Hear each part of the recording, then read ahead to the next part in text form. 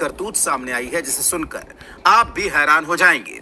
यहाँ एक सफल अभ्यर्थी की सीट पर किसी और को ज्वाइन करा दिया गया। एडमिट कार्ड से छेड़छाड़ कर इस करतूत को अंजाम दिया गया। आज पंचायत में इसी की बात करेंगे।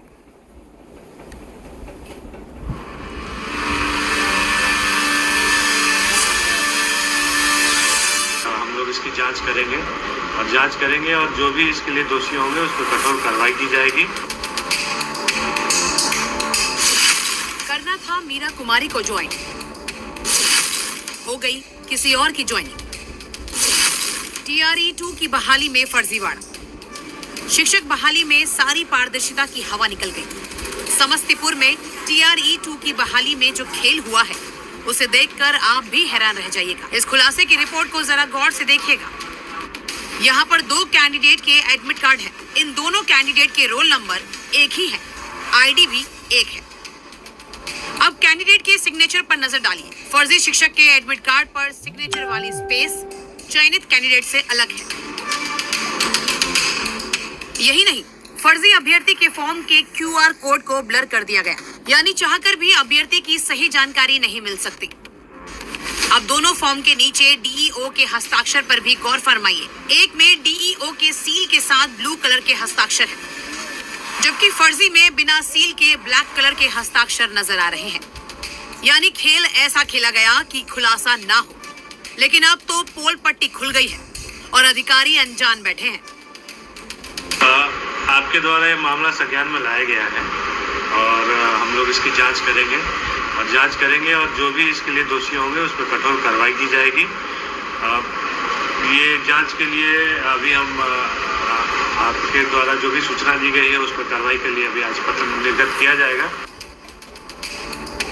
DPO साहब भले अनजान बने बैठे हो, लेकिन इस बात से तो इनकार नहीं कर सकते कि बहाली में खेल हुआ है। ऐसे में सवाल उठता है कि क्या इस फर्जीवाड़े में विभाग के अधिकारी शामिल हैं? काउंसलिंग में शामिल शिक्षकों की भूमिका संदिग्ध है। पारदर्शिता के बावजूद बहाली में फर्जीवाड़ा कैसे हुआ? बायोमेट्रिक्स जांच में भी फर्जी तरीका अपनाया गया। ये वो सवाल है जो शिक्षा विभाग को देना है। हमारे यहाँ 95% से ज्यादा लोगों का सफलतापूर्वक बायोमेट्रिक किया गया है और बायोमेट्रिक कैप्चर जो है सिस्टम के माध्यम से होता है और सीधा स्टेट के डेटा सेंटर पे चला जाता है। लगभग 2400 लोगों की बहाली हुई थी। TRE 2 में ज्वाइनिंग किया था 2400 लोगों ने। समस्तीपुर जिले में 2400 शिक्षकों की बहाली TRE 2 में हुई है और अब 8 महीने बाद इस बहाली में फर्जीवाड़े का खुलासा हुआ है। सवाल उठता है कि क्या दोषी अधिकारियों के खिलाफ सख्त कार्रवाई होगी या फिर जांच में ही मामले को उलझा दिया जाएगा। समस्तीपुर से संजीव नेपुरी के साथ ब्यूरो रिपोर्ट, जी मीडिया।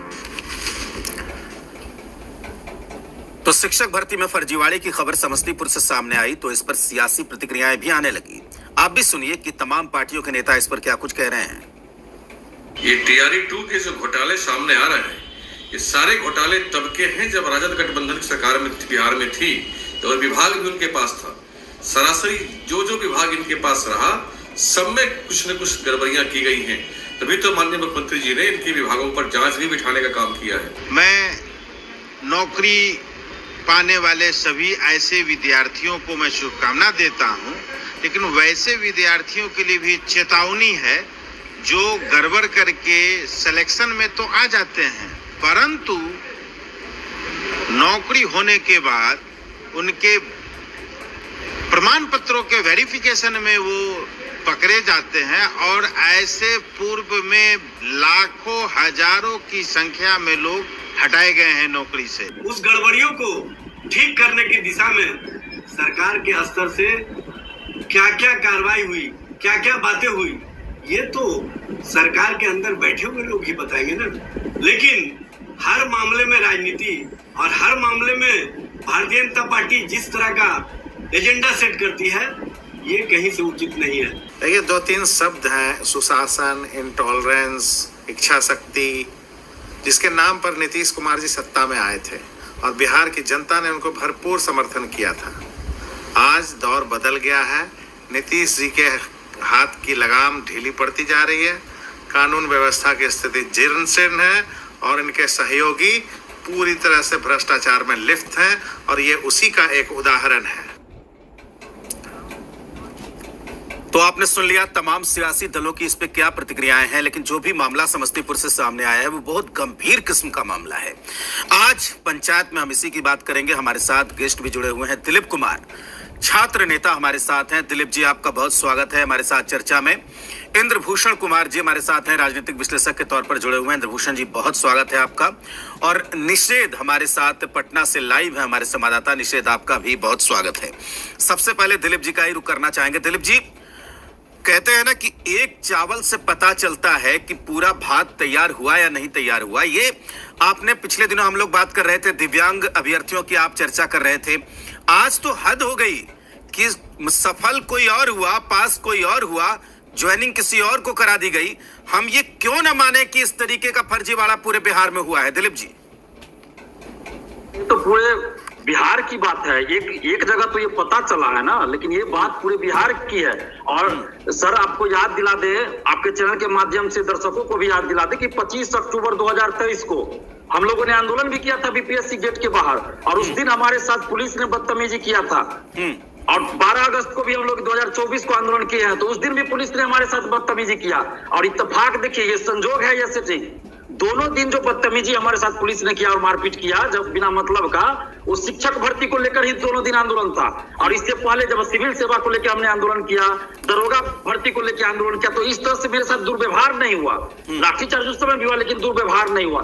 लेकिन क्या वजह है कि शिक्षक भर्ती को लेकर जब आंदोलन होता है तो पुलिस के द्वारा दुर्व्यवहार बार बार किया जाता है? तो कहीं ना कहीं ये बहुत बड़े पैमाने पे स्कैम हुआ है, धांधली हुई है शिक्षक भर्ती में। और इसलिए ये लोग नहीं चाहते कि शिक्षक भर्ती को लेकर कोई बवाल हो, कोई आंदोलन हो, और इसलिए सरकार जानबूझकर आंदोलन को दबाना चाहती है। और हम पहले भी कह चुके हैं, आज फिर कह रहे हैं कि आज भी सरकार जांच करवा ले।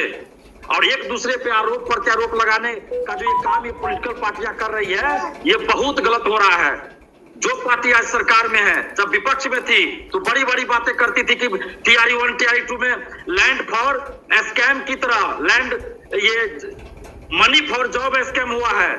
ये बड़े बड़े राजनीतिज्ञ का बयान था, जीतन मांझी का बयान था, चिराग पासवान जी का बयान था, ये विजय कुमार सिन्हा जी जो मुख्यमंत्री हैं अभी, सम्राट चौधरी जी। लेकिन आज ये लोग जब सरकार में है तो क्यों नहीं जांच करवा रहे हैं? और तेजस्वी यादव जी जब उस समय सरकार में थे तो कह रहे थे, अभी भी कह रहे हैं कि 70 दिन में हमने 5 लाख लोगों को नौकरी दे दिया। 5 लाख तो वैकेंसी भी नहीं आई, तो पता नहीं लोगों ने 5 लाख को कैसे नौकरी दिया। नौकरी लेने का श्रेय सब नेता आ रहे हैं लेने। नीतीश जी के पार्टी के लोग कह रहे हैं कि नीतीश जी के चलते नौकरी आई, तेजस्वी जी के पार्टी के लोग और तेजस्वी जी कह रहे हैं कि तेजस्वी जी के चलते वैकेंसी आई। तो ये जो फर्जीवाड़ा हुआ, इसका श्रेय कौन लेगा? बिल्कुल, इसका भी श्रेय ले लीजिए ना। जब नौकरी वैकेंसी निकालने का श्रेय ले रहे हैं तो इस फर्जीवाड़ा का भी श्रेय तेजस्वी यादव जी को लेना चाहिए, इस फर्जीवाड़ा का भी श्रेय नीतीश जी को लेना चाहिए। और इस फर्जीवाड़ा की जांच बीजेपी को करवानी चाहिए, क्योंकि विपक्ष में रहते हुए इन लोगों ने कहा था, हम लोगों के सुर में सुर मिलाकर, कि टीआरई 1 टीआरई 2 में फर्जीवाड़ा हुआ है। तो अभी सरकार में तो क्यों नहीं जांच करा रहे हैं हुजूर?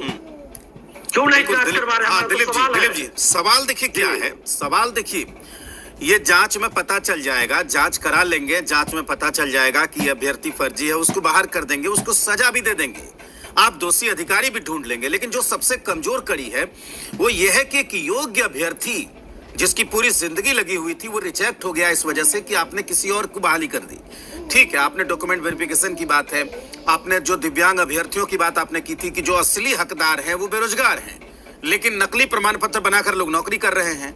तो ये अधिकारियों को ये समझना होगा कि ये जो उनका भ्रष्टाचार है या जो उनकी कोताही है, उसकी कितनी बड़ी कीमत अभ्यर्थी चुकाते हैं। दिलीप जी जी बिल्कुल। और सबसे बड़ी बात यह है, मान लीजिए कुछ अभ्यर्थी ऐसे होंगे जो अगली बार परीक्षा में शामिल भी हो सकते हैं, क्योंकि उनकी उम्र बची हुई है। लेकिन वैसे अभ्यर्थी जिनकी उम्र समाप्त हो गई, उनके सामने तो कोई रास्ता नहीं है। बीएड करके, कोई डीएलएड करके, सीटेट पास करके, एसटीईटी पास करके वो क्या करेंगे?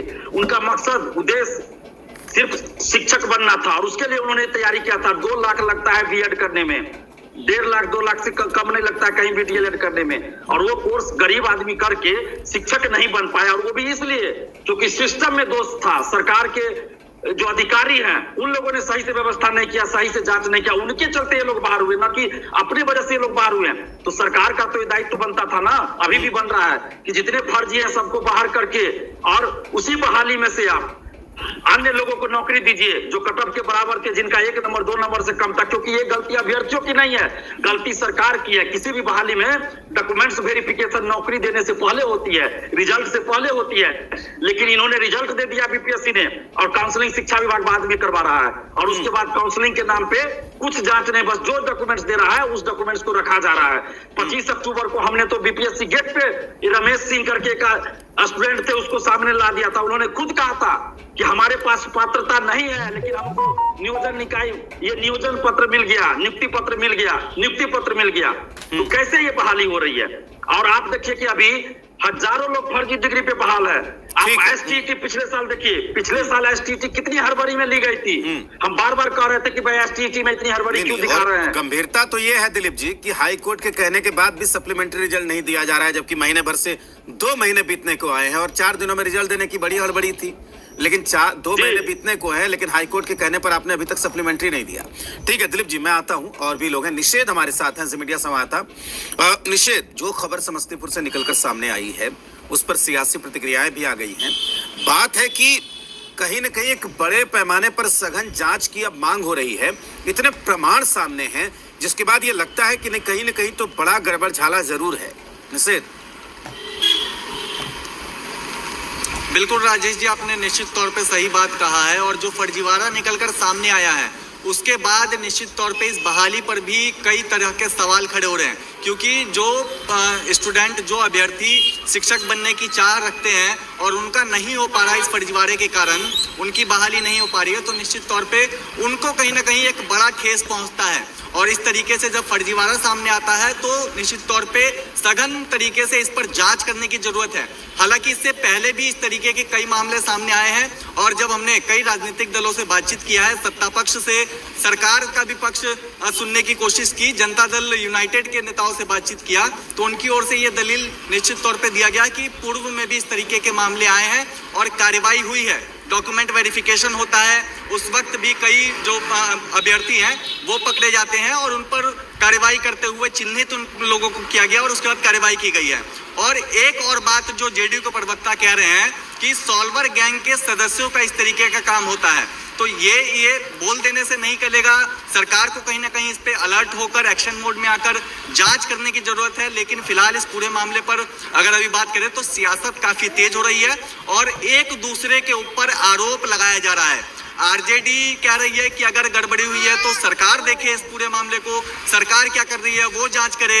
और भारतीय जनता पार्टी कह रही है कि तेजस्वी यादव जब सत्ता में थे, जनता दल यूनाइटेड के साथ शासनकाल में थे, उस वक्त टीआरई 2 में इस तरीके की गड़बड़ियां हुई हैं। जब आरजेडी सत्ता में आती है तो वो भ्रष्टाचार खुलकर करती है। तो लगातार देखिए एक दूसरे के ऊपर आरोप प्रत्यारोप का दौर इस मामले के सामने आने के बाद हो गया है और हमने प्रमुखता से इस खबर को दिखाया। और निश्चित तौर पे अब इस पूरे मामले पर सरकार को एक्टिव होकर जांच करने की जरूरत है। और जो ये फर्जीवाड़े का पूरा खेल बीपीएससी शिक्षक बहाली प्रक्रिया में देखने को मिल रहा है, इस पे कहीं ना कहीं रोक लगाने की भी जरूरत है। कई जो फर्जी कैंडिडेट हैं जो बहाली करके पास हो गए हैं, उनकी पोस्टिंग हो गई है, कहीं ना कहीं उन लोगों को भी चिन्हित करने की जरूरत है, क्योंकि अभी तो ये एक मामला प्रकाश में आया है। हो सकता है कि इस तरीके से और भी कई जो फर्जीवाड़े हैं वो इस पूरे मामले में हुए हो। बेशक पारदर्शिता की बात कही गई कि पूरी पारदर्शिता के साथ इस परीक्षा को लिया गया, बीपीएससी ने 3 फेज में अब तक परीक्षा लिया, लेकिन सबसे बड़ा सवाल यह है कि जो लगातार जो कुव्यवस्था की जो नाकामियां सामने आ रही है, इतनी कड़ी व्यवस्थाओं के बाद भी, तो निश्चित तौर पे सरकार पर सवाल खड़ा हो रहा है और इस पूरे मामले को देखने की जरूरत है और जो भी गड़बड़ियां हैं उसको भी दूर करने की जरूरत है। ठीक है निषेध, जाहिर सी बात है कि जब तक कोई सघन जांच नहीं होगी तब तक कैसे पता चलेगा कि क्या क्या गड़बड़ी हुई है। इंद्रभूषण जी हमारे साथ जुड़े हुए हैं। इंद्रभूषण जी, अब केवल ये एक बात नहीं है, इस तरह की कई गड़बड़ियां सामने आई हैं। अब ये देखना होगा कि अगर इतना बड़ा मैकेनिज्म है, बीपीएससी जैसा प्रतिष्ठित आयोग है, तमाम तरीके की मशीनरी है, उसके बाद भी इस तरीके से खबरें क्यों आती हैं? क्योंकि एक भी सीट अगर गलत सेलेक्ट होती है तो उसके लिए एक वाजिब जो हकदार होता है वो बाहर होता है, तब जाके कोई गलत आदमी सेलेक्ट होता है। इंद्रभूषण जी। राजेश जी, आप इस पर ध्यान दें कि कैसे अधिकारियों की वहां पोस्टिंग होती है। जो सरकार में जो सरकार के लॉयल अधिकारी होते हैं उनको आप रिटायरमेंट के बाद वहां बैठाते हैं। अब ये परंपरा चली आ रही है, कई मैंने अब क्या बताएं 10-20 सालों चली आ रही है। तो आप जिस अधिकारी ने शासन के समय सरकार की मदद की, वैसे लोगों को आप बीपीएससी के अध्यक्ष के पद पर, मेंबर के पद पर क्यों बैठाते हैं? इसके पीछे कारण क्या है? आप इसको समझ सकते हैं। सिर्फ शिक्षक बहाली नहीं, चाहे बीपीएससी की कोई भी परीक्षा हो, हमको आप बता दीजिए कि यूपीएससी का पूरा टेबल निर्धारित है, एग्जामिनेशन कैलेंडर निर्धारित है, उसमें गड़बड़ियां क्यों नहीं होती? बीपीएससी में गड़बड़ी क्यों होती है?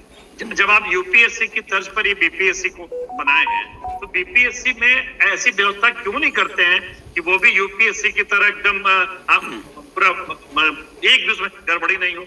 इसलिए कि आपकी इच्छा शक्ति नहीं है। आप वैसे लोग बैठाते ही हैं जो आदमी सरकार के अनुसार काम करे।